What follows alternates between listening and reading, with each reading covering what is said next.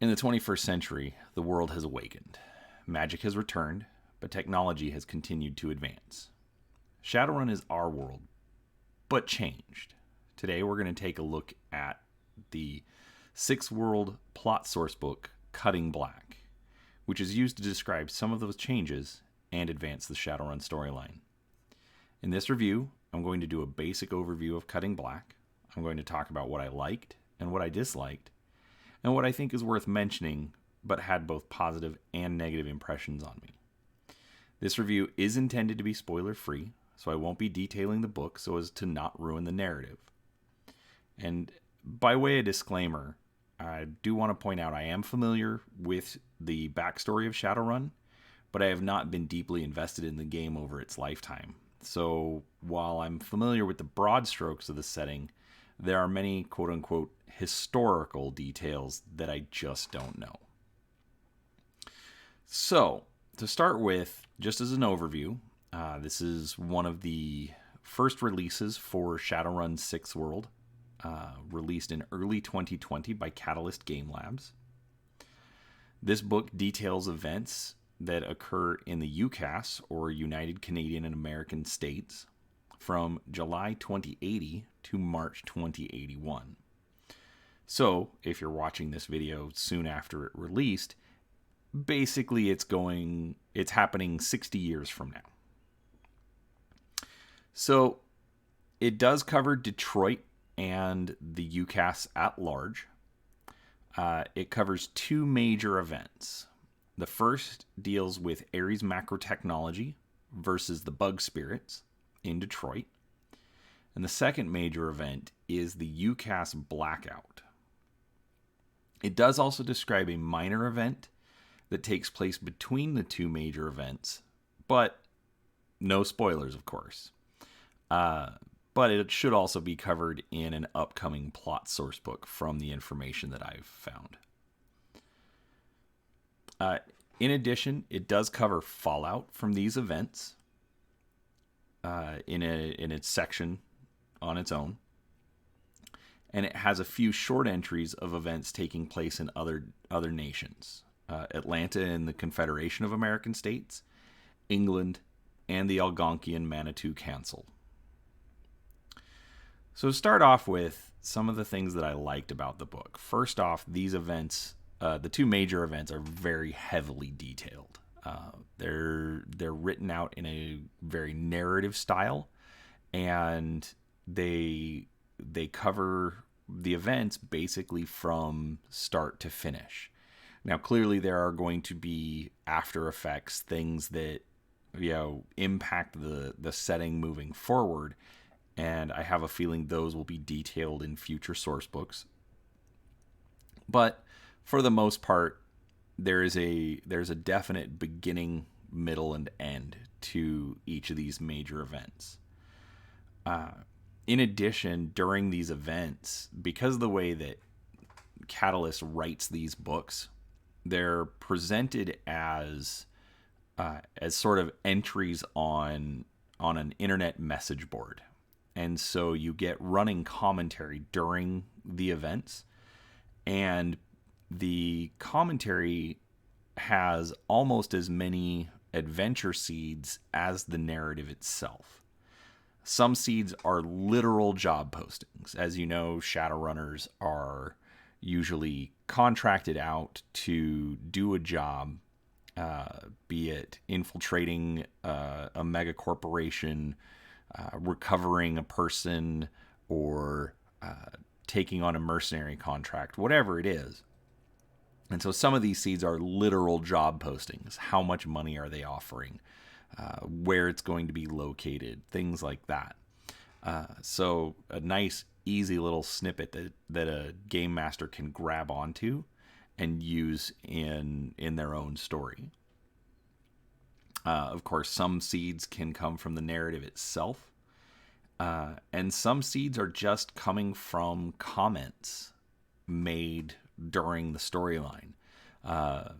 Be it characters that were involved in the actual events, talking about how superiors didn't do something right, or how they got involved in the resistance, or Just a variety of different types of narrative.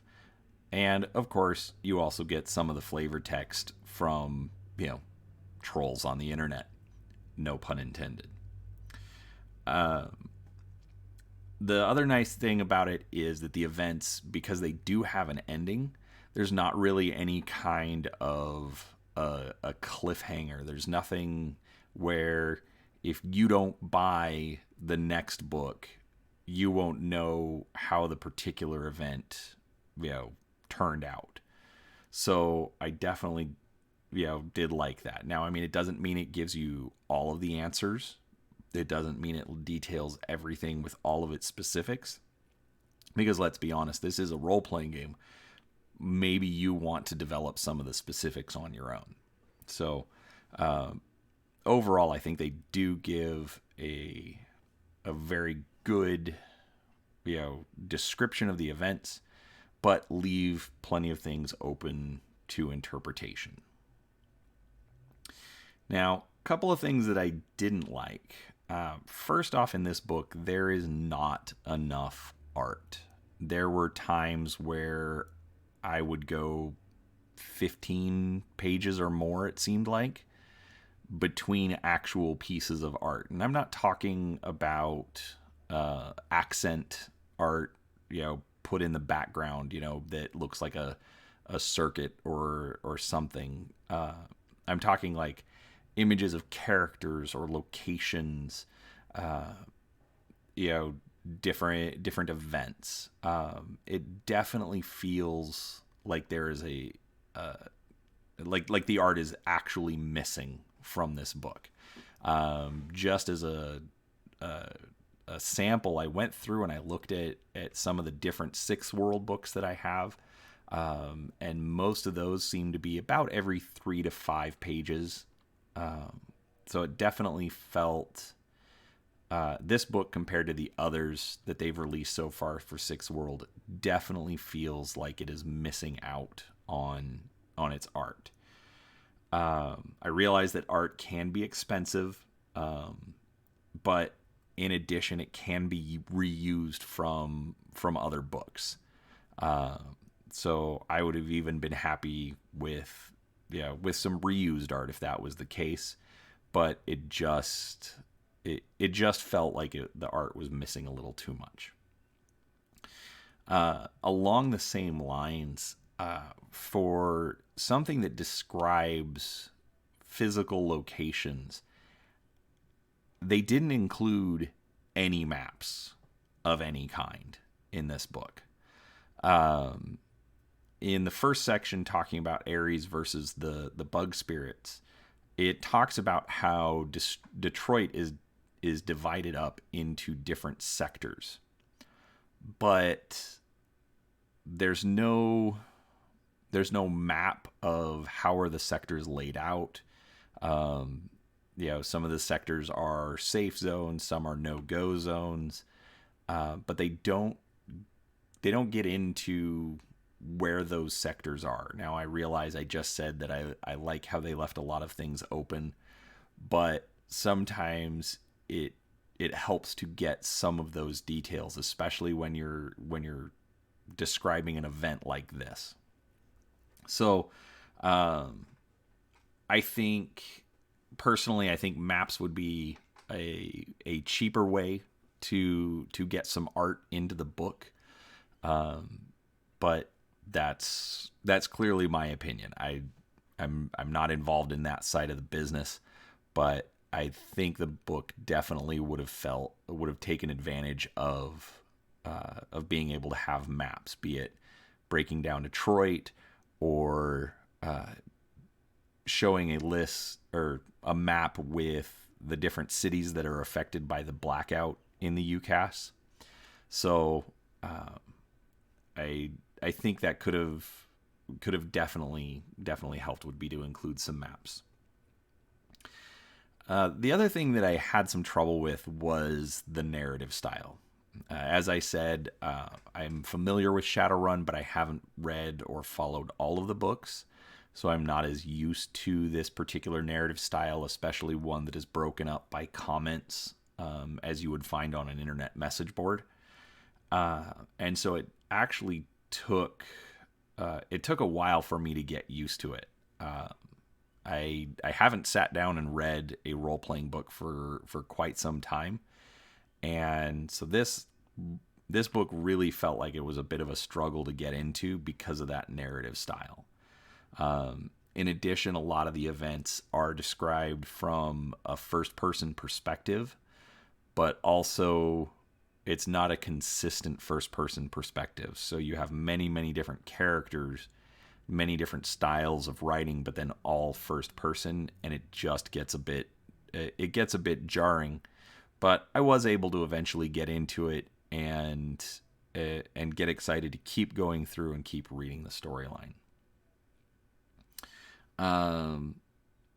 Now, some of the things that I was kind of mixed on.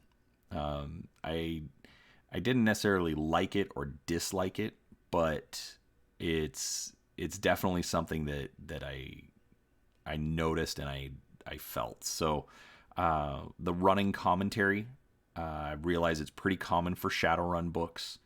It allows for breaks in the narrative, especially at regular points when they want to switch over.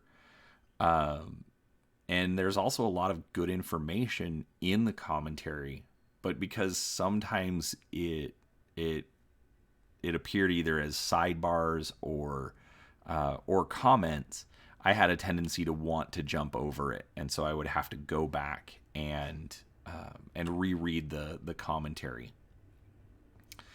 Another thing that I mixed on is that there are very few stats or rules. At the very end of the book, there are 6 world stats for different bug spirits, but those are the only rules that are included. And with where Shadowrun 6 world is right now, there's a significant lack of rules. You can feel the lack of rules.